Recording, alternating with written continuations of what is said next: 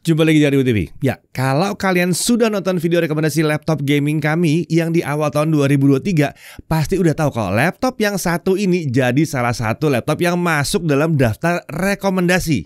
Laptop ini sudah menggunakan Intel Core 12 Gen processors dengan GPU RTX 30 series untuk laptop, yang artinya hardware-nya udah mumpuni banget. Selain itu, laptop yang satu ini punya konfigurasi triple storage dan harganya ada di bawah 15 juta rupiah. Ya, ini adalah Acer Nitro 5, sebuah laptop gaming kelas entry yang kenceng dari Acer.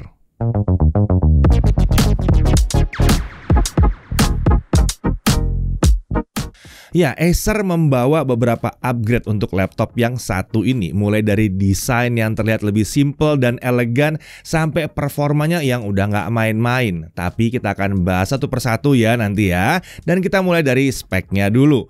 Prosesornya dia pakai Intel Core i5 12500H, pabrikasi Intel 7, TDP 45 watt, total punya 12 core 16 thread dengan 4 performance core dengan 8 efficient core. Kemudian turbo frekuensinya sampai dengan 4,5 GHz dengan 18 MB Intel Smart Cache. Nah, untuk integrated graphics dia pakai Intel UHD Graphics. Ya, terbaca sebagai UHD Graphics karena konfigurasi RAM bawaannya hanya 8 GB single channel. Tapi saat menggunakan konfigurasi dual channel, integrated graphics ini akan terbaca sebagai Intel Iris Xe Graphics. Dia punya 80 execution unit dan sudah mendukung akselerasi QSV atau QuickSync dan AV1. Untuk RAM bawaan seperti disebutkan tadi adalah 8 GB DDR4 3200 dan ini SODIMM ya. Dan ini konfigurasinya single channel tapi ada slot SODIMM tambahan. Jadi akan mudah di-upgrade dan mengingat ini masih DDR4, upgrade-nya juga nggak mahal ya. Untuk SSD 512 GB SSD NVMe PCIe 4.0. Ada slot M.2 tambahan lagi di sini jadi bisa pakai 2 keping SSD NVMe dan masih ada satu ruang storage untuk drive SATA di sini, lengkap beserta kabel konektornya. Jadi dia udah support konfigurasi triple storage. Ini cocok banget buat kalian yang butuh kapasitas storage yang besar. Dan di yang terakhir ini kalian bisa masukin SSD yang harganya relatif lebih terjangkau. Untuk GPU dia pakai Nvidia GeForce RTX 3050 laptop GPU. VRAM-nya 4 GB GDDR6 dan dia punya 2048 CUDA cores. Default TGP-nya ada di 60 watt dan maksimum TGP di 95 watt. Nah, meskipun GPU-nya sudah mendukung resizable bar, tapi kelihatannya di laptop ini belum diaktifkan. Lalu untuk wireless connectivity dia pakai Intel Killer Wi-Fi 6 AX1650i. Tentunya ini udah Wi-Fi 6 ya. Support multi-user MIMO dan Bluetooth-nya udah langsung versi 5.2. Kapasitas baterainya 57,5 Wh. Untuk OS dia pakai Windows 11 Home. Nah, untuk form factor-nya ini adalah clamshell atau laptop klasik. Materialnya tentunya seri Nitro ini pakai polikarbonat. Untuk warna black atau hitam. Nah, untuk desain ini terlihat berbeda kalau dibandingkan dengan Nitro versi sebelumnya. Terlihat ada beberapa garis biru yang jadi ciri khas laptop kelas Predator di bagian belakang layar. Acer seperti ingin membawakan DNA-nya Predator ke dalam seri Nitro yang ini. Nah, jika versi sebelumnya ornamen Nitro itu banyak yang nampaknya warnanya merah, sekarang diubah jadi warna silver biru ya. Benar-benar seperti Predator jadinya. Logo Acer juga terlihat pindah ke bagian atas dengan ukuran yang lebih kecil dibandingkan Nitro versi sebelumnya. Untuk dimensi, panjangnya 35,8 cm, lebar 26,7 cm dengan ketebalan 2,34 cm. Bobot laptop ini 2,4 kg dan bobot chargernya adalah 450 gram. Jadi total kalau dibawa-bawa sekitar 2,85 kg. Untuk layar ini adalah panel IPS dengan ukuran 15,6 inci. Resolusinya Full HD 1920x1080. Refresh rate-nya 144 Hz. Nah, berdasarkan pengujian kami, brightness ada di kisaran 268 nits dengan gamut coverage di 62,6% sRGB, volume di 63,3% sRGB.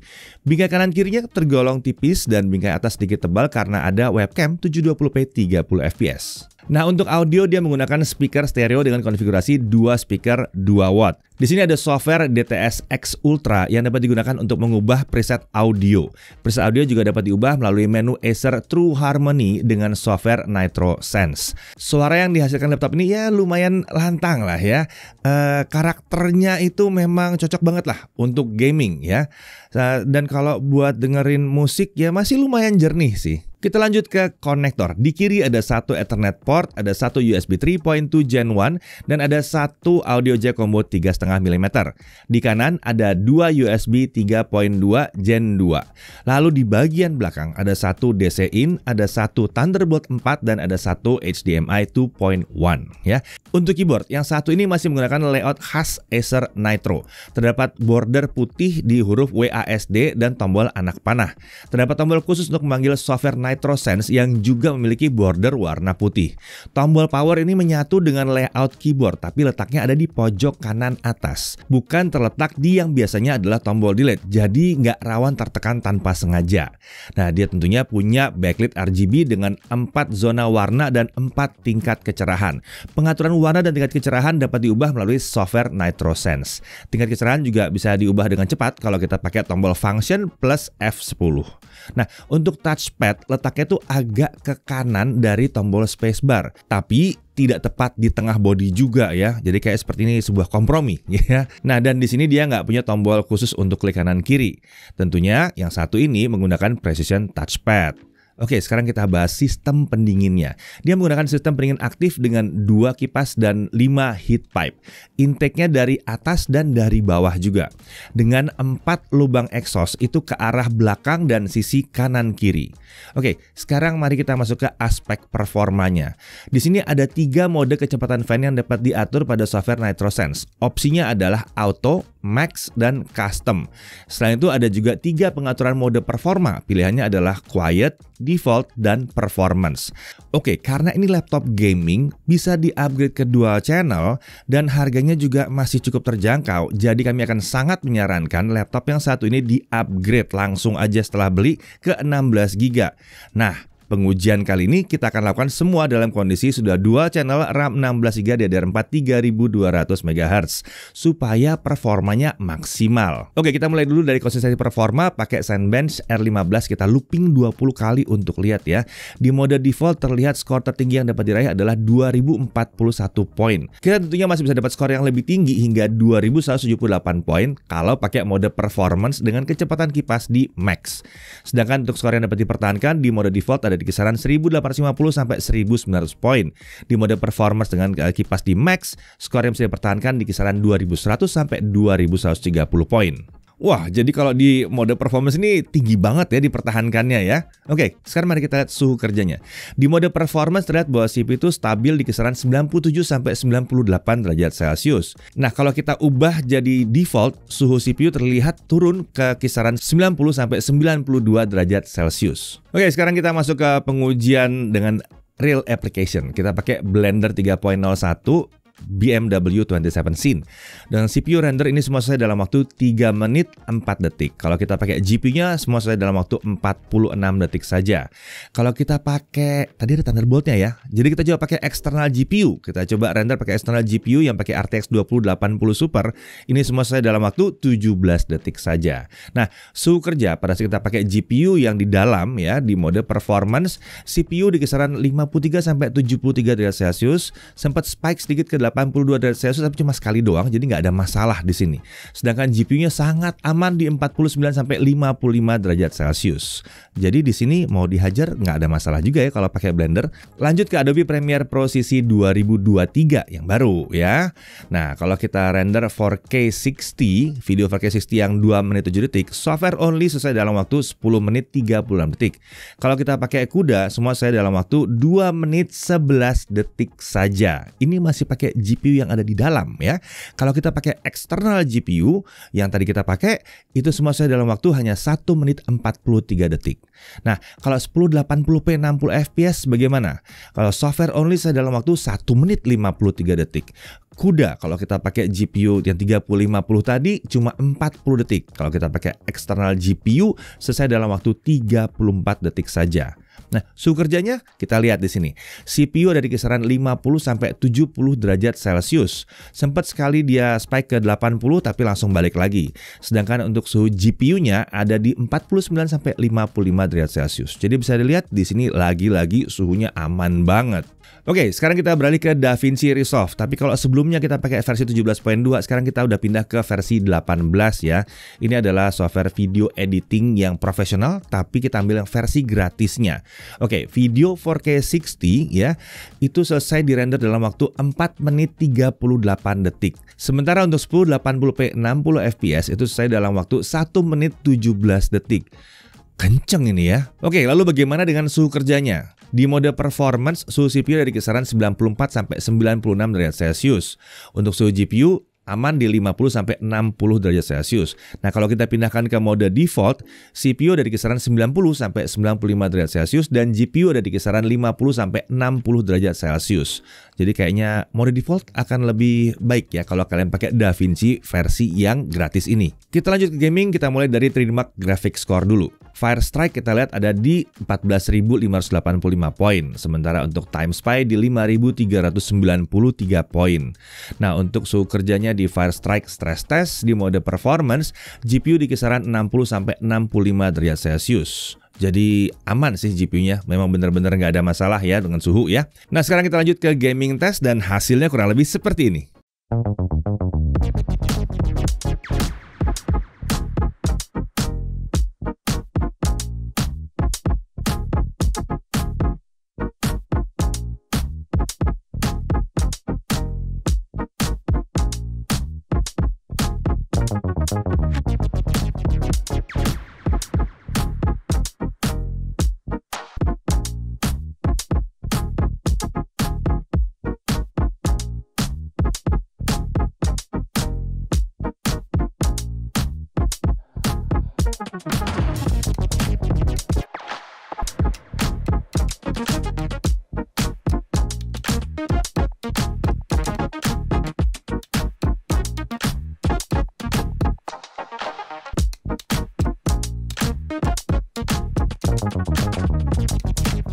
Oke, di Assassin's Creed Valhalla kalau kita jalankan selama 30 menit, suhu CPU itu ada di kisaran 65 sampai 80 derajat Celcius. Sementara suhu GPU di kisaran 57 sampai 59 derajat Celcius. Nah, masih dengan game yang sama, kita mau cek setelah setengah jam suhu permukaannya seperti apa. Nah, di sini luar biasa. Seluruh area permukaan keyboard dan area palm rest itu tidak menyentuh 30 derajat Celcius. Ini luar biasa, tapi ini juga adalah karakteristik dari laptop Acer Nitro 5 ya. Karena ya pendinginnya memang ekstra.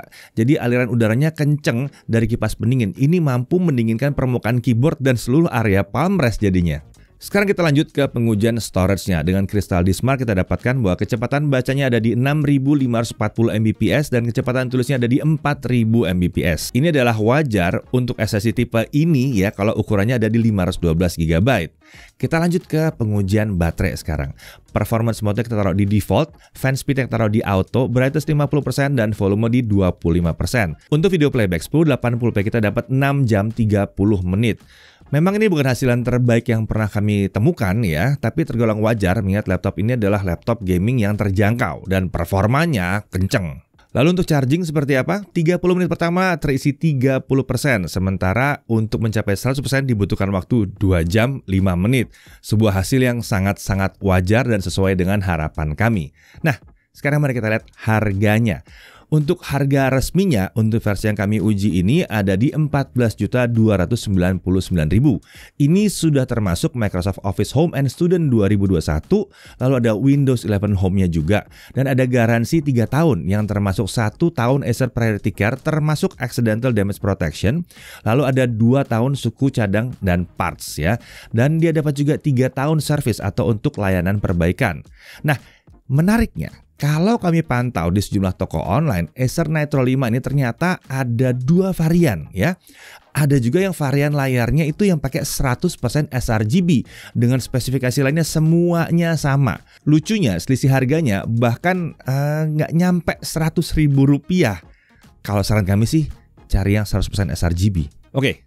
Hal yang perlu diperhatikan. Pertama, suhu CPU terlihat agak tinggi di beberapa software yang memang hanya membebani prosesor atau membebani prosesor duluan seperti DaVinci misalnya ya. Tapi suhu tersebut sebenarnya bisa diakali dengan mengubah mode performa ke default. Karena terlihat di mode default suhunya dapat ditahan lebih rendah di sini. Dan kalau dilihat dari skor performance-nya harusnya nggak terlalu jauh bedanya ya. Kemudian, secara default, konfigurasi RAM bawaannya itu masih 8 GB single channel. Ya untungnya masih ada slot SODIMM dan ya karena pakai DDR4 murah juga di sini. Jadi saran kami langsung upgrade aja ya. Kalau dapetin langsung upgrade aja. Lalu kemudian untuk unit yang kami coba, ini layarnya ada di 63% sRGB. Belum begitu cocok untuk konten kreator yang profesional, tapi kalau buat sekedar belajar atau hobi sih masih cukup oke. Nah, kalau butuh yang 100% sRGB, ambil varian satunya lagi, ada juga tuh, mantep itu ya. Harganya juga tipis lah bedanya, paling nggak saat video ini dibuat ya. Dari sisi poin menariknya, dia udah pakai Intel Core i5 12500H ya, 12 core 16 thread, performanya kencang, cocok buat multitasking, gaming maupun content creation. Sudah disupport pakai RTX 3050 yang maksimum GPU-nya sampai 95 watt. Dan ini masih bisa melibas berbagai macam game AAA. Udah support ray tracing dan DLSS juga. Untuk content creation juga ya itu tadi bikin jadi kencang banget ya, apalagi kalau softwarenya bisa memanfaatkan CUDA dari GPU yang satu ini. Layarnya itu Full HD dengan refresh 144Hz, ini nyaman sih kalau buat main game ya. Ada opsi ekspansi storage yang sangat fleksibel banget, bisa sampai 3 storage total dalam sini.